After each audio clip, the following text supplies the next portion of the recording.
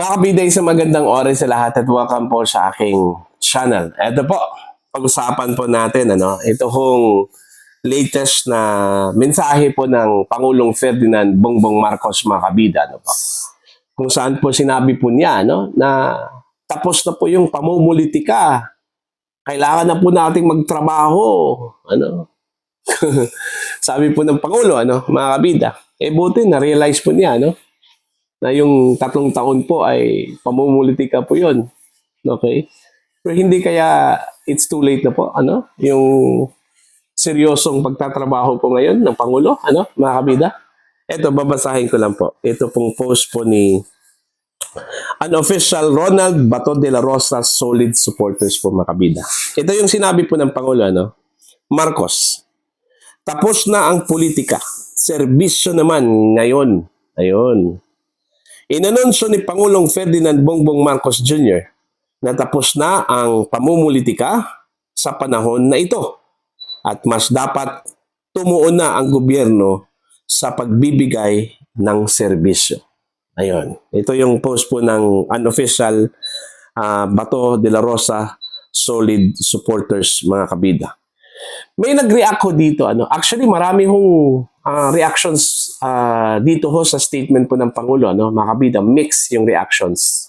Isa sa mga nag-react ko dito, ito hong si dating General Orlando De Leon ng Philippine Army, mga kabida. Ito yung kanyang post. 13 hours ago po, ang sabi po niya dito, he spent 3 years of politicking.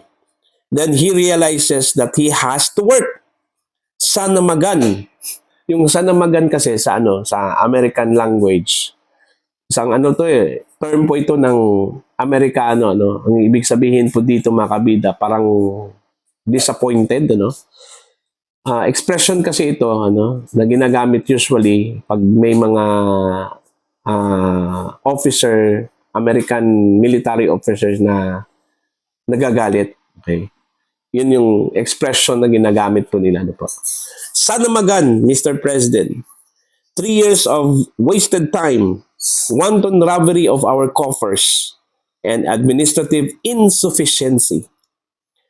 Anong gagawin namin? Papalakpak? Ito yung sinabi po ni General De Leon. So, yung sinabi po ng Pangulo, mga kabida, this is my take, Yung sinabi po ng Pangulo na tapos na po yung pamumulitika at kailangan na po nating magtrabaho po. Seryosohin na po natin ito, mga kabida. Hindi kaya it's too late na po, Kasi yung natirang 3 years po niya ngayon pa siya magtatrabaho. Ngayon pa siya magseseryoso sa kanyang trabaho po, mga kabida, How about yung first 3 years po niya, mga kabida? Kinukonsida para niya itong pamumulitika, Kasi sabi po niya, tapos na po yung pamumulitika po, mga kabida, So yung first 3 years po niya, pamumulitika lang po yon. Sa bagay, halata naman po, mga kabida, marami nung po siyang ginawa laban ho sa kanyang mga kalaban po sa politika, just like the former president, Rodrigo Duterte, anong ginawa po nila doon? Inaresto po, mga kabida. Okay? Dahil daw sa may warrant of arrest mula sa International Criminal Court, Kahit na po, hindi na po tayo miyembro. At recognize po yan, ng Marcos administration na hindi na po tayo miyembro dahil umalis po tayo noong 2019, mga kabida. Pero kahit na po hindi na po tayo miyembro, sinunod pa rin natin yung kagustuhan po ng International Criminal Court, Inaresto si dating Pangulong Duterte at hindi pa po kontento, dinala pa po sa International Criminal Court in the guise of our commitment with the Interpol. Kasi yung Interpol yung nagdala ng warrant of arrest, laban ho sa dating Pangulo, mga kabida. Diba? So, questionable yun. Pero dahil ho sa politika, mga kabida, yun yung ginawa po ng Marcos administration. Yun pa isa, yung impeachment case po, ni Vice President Sara Duterte, na nakabinbin po ngayon sa Senate. Oh, pamumulitika din yun. Nag-umpisa po ito nung nawasak po yung unit team, mga kabida. Okay? Doon po nag-umpisa yung grudge at panggigipit po ng gobyerno laban ho sa kanilang kalaban po sa politika. Katulad na lang po sa mga Dutertes po, mga kabida.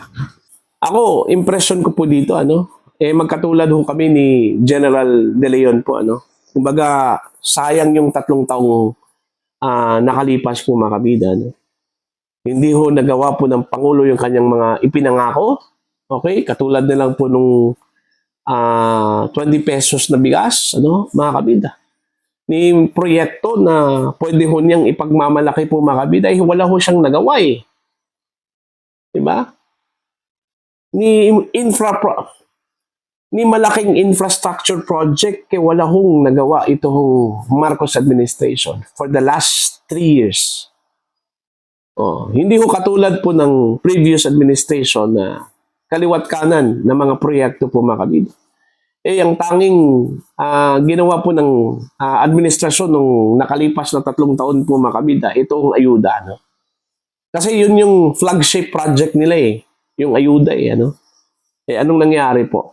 Nag-improve ba ang pamumuhay ng ating mga kababayan Pilipino, mga kabida? Kasi yun yung palaging sinasabi po nila doon, na itong ayuda nakakatulong po ito para mag-improve yung pamumuhay daw ng ating mga kababayan. Wala eh. Tingnan po natin. Sa latest survey po, mga kabida, mas lalong tumaas yung unemployment rate po ng Pilipinas. Saan po yung sinabi po nilang umangat ang quality po ng buhay ng ating mga kababayan Pilipino? Wala eh. Tapos ngayon lang po, na-realize ng Pangulo na kailangan na po tayong magtrabaho. It's too late na po eh.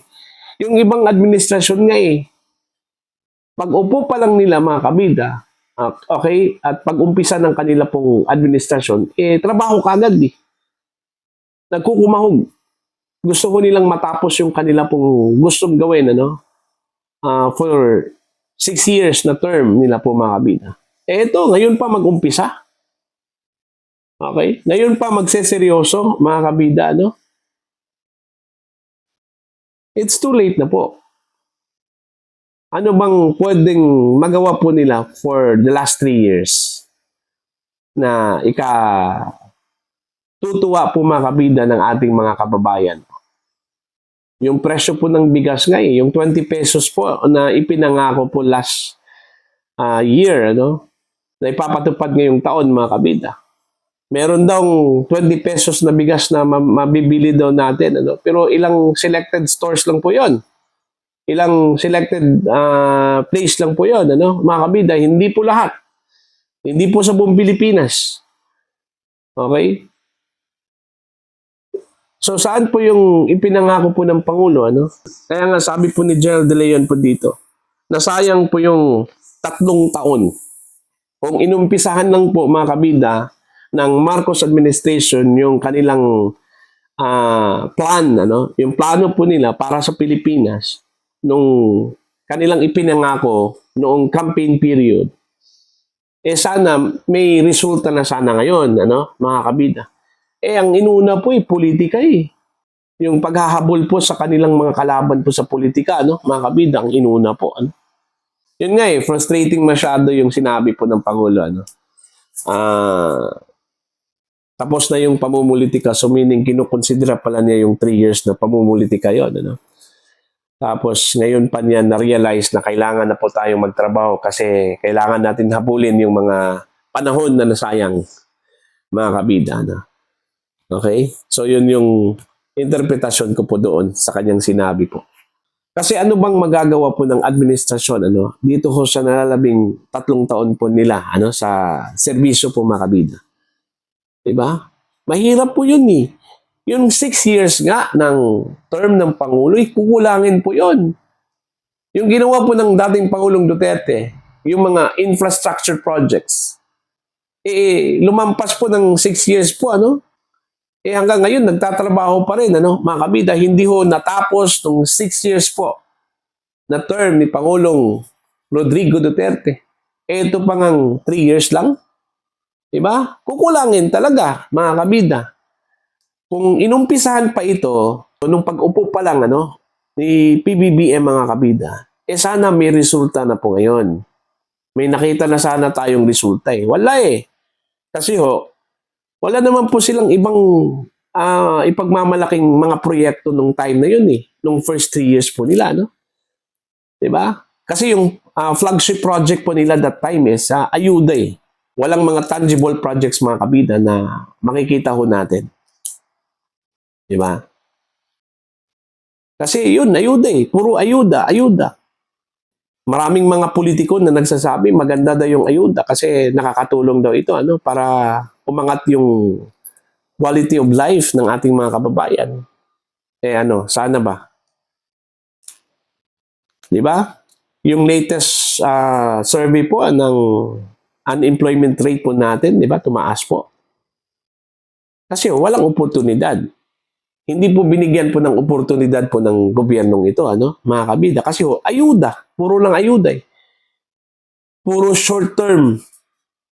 Whereas kung ang ginawa po ng gobyerno, gumawa po sila ng mga proyekto for long term, sana ngayon, marami hong oportunidad ito hong mga kababayan natin mga Pilipino. Maraming trabaho kasi long term yung mga proyektong ginawa po ng administrasyon eh. Pero wala, hindi ho. Short term period po ang kanilang mas ninais po, ano? Kasi mas nararamdaman daw ng mga kababayan natin yung short term period, yung ayuda, mga kabida, kaysa dun sa long term. Di anong nangyari? Yung ayuda na natanggap po ng ating mga kababayan Pilipino, 2-3 araw lang po, ubos na po, di ba? Ngayon, nag-aantay kung kailan pa yung susunod na rounds po ng ayuda, mga kabida. Wala na po. Ano pong ibibigay po sa kanila ngayon? Wala na nga tayong pera eh. Lumangkay na nga yung utang po natin kasi umutang po tayo, ano? Mga kabida. Mandakin nyo, nasa 17 trillion almost yung utang ng Pilipinas ngayon, mga kabida. Kasi umutang po tayo eh. May pera sana tayo, mga kabida, pero ang ginawa, ipinamudmud. Okay? Okay lang sana yung ipinamudmud yun, mga kabida, kung hanggang ngayon, okay na sana yung mga kababayan natin. Umangat yung kanila pong pamumuhay, wala eh. Diba? So, para po sa inyo, ano po ang inyong pananaw at opinion ho dito, mga kabida? Please comment down sa mga hindi pa po subscriber sa aking channel. Please subscribe. Just click the subscribe button, click the notification bell, click all para updated po kayo, mga kabida, sa aking mga uploads. Maraming salamat po sa inyo lahat.